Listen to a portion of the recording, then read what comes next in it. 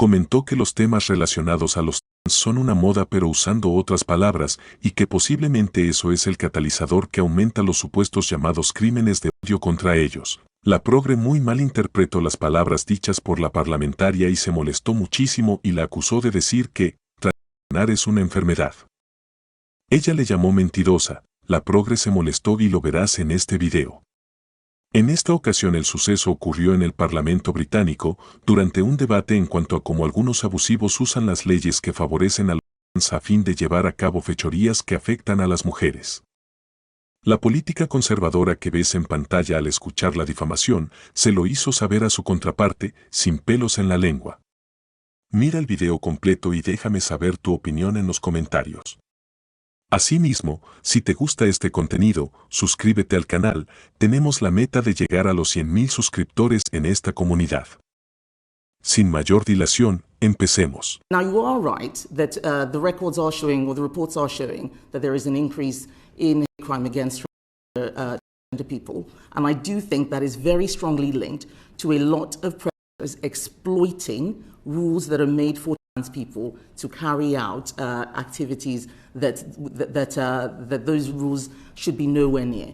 We see it with men exposing themselves in bathrooms. We see it with people trying to access single spaces such as women's prisons when they have been convicted for violence against women and their victims are being forced to refer to them with female pronouns. That is not right. That is not right. So we have to make sure that we can sweep all that away. And when we do, life will get better for transgender people. But also, if, going back to your comments about, your point about me using the word epidemic, I will say again, almost an epidemic. And I talked about where the evidence was coming from in the previous question, but I'm not going to shy away from this. We cannot create a chilling effect on politicians and clinicians or anyone else raising concerns. That is not what our job is. You've made statements that contradict some of the best available evidence, including the government's own data. For instance, the LGBT survey that showed that there's no evidence of, but substantial evidence that trans people were at twice the risk of being exposed to conversion practices. And you've also made these statements using inflammatory language that likens children and young people coming out as trans to the spread of a disease. I've never said that. That is a lie. Well, that is a lie, and I think you should withdraw that statement. That is a lie. You are lying. You are lying. I'm not lying. You are lying. I have never ever used the word disease, and I think this is exactly what I'm talking about. You are making statements in a select committee that are untrue. You've just called me a liar. Can I just remind the Minister that is unparliamentary right. language? What she has said is not true. It's not true, and we have to use facts in this room. We can't just make stuff up. This is what I'm talking about. Well, I absolutely agree with you. I just don't think that your facts necessarily... When was that statement made? And where? So this is the government's own data. No. You said I used the word disease. When? I don't know. Did you? Of course I didn't. Well, and so you don't even know where that came from. Where did you get that from? Where did you get that from? I'm not here to answer your questions. Because you don't know. Because you don't know. It is not true.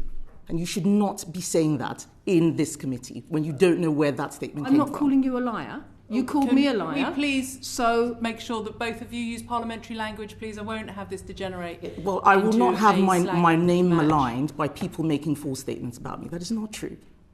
We have to do better than this. I absolutely agree with you, Minister. We have to do better than this. You yourself used the word explosion in response to an earlier question about the numbers of young people, and then didn't produce any referrals to explosion, but you haven't provided the data to back that up. I'm sure we have that data because we know that I'm sure we have that data. Can you provide the committee with the data? I'm sure we can. I'm sure that we can provide that data to the committee. I don't have it to hand, but I didn't. You asked me a question and I answered it. I can provide and backup you used data. The word explosion without the data to back it up. So, Mr. Bell, perhaps you would provide us with the data that will evidence that. Thank you. En cuanto a los datos específicos a los que hace referencia la parlamentaria, deduzco que son los expuestos en un libro de Abigail Shrier, quien es una escritora y periodista estadounidense conocida por abordar temas relacionados con la identidad de género y la transición de género, particularmente en lo que respecta a los adolescentes. Es autora de Irreversible Damage, The Transgender Craze Seducing Our Daughters, Daño Irreversible, La locura transgénero que seduce a nuestras hijas. Un libro que generó controversia debido a su crítica a la rápida adopción de tratamientos médicos de cambio de género en adolescentes. En su libro, Sierra argumenta que la creciente aceptación de la identidad de género y las intervenciones médicas en adolescentes puede tener consecuencias graves y permanentes, especialmente en lo que respecta a los tratamientos hormonales y las cirugías de cambio de género. Abigail Sierra ha expresado preocupaciones específicas sobre lo que ella describe como una moda transgénero entre las adolescentes. En su libro Irreversible Damage, Sierra argumenta que algunas adolescentes, influenciadas por tendencias culturales y presiones sociales, están optando por identificarse como transgénero y buscar tratamientos médicos de cambio de género, como hormonas y cirugía, de manera impulsiva. Sierra sostiene que la presión de grupo, las redes sociales y la visibilidad de las identidades transgénero pueden llevar a algunas jóvenes a tomar decisiones que podrían tener consecuencias duraderas para su salud física y mental. También plantea inquietudes sobre la falta de exploración y evaluación adecuadas antes de embarcarse en tratamientos médicos irreversibles. El libro, asimismo, tiene datos estadísticos que sostienen lo que Sierra afirma.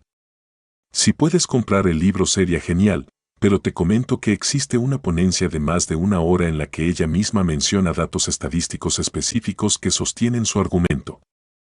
El video lo subtitulo hace un tiempo atrás, pero lo retiré por políticas de YouTube. Espero en breve volver a subirlo con algunas modificaciones. Sin embargo, te comento que el video lo tengo disponible en el canal de TikTok. Y hasta aquí llegamos con este video. Si te gustó dale like, comenta el video y compártelo. Gracias, hasta luego.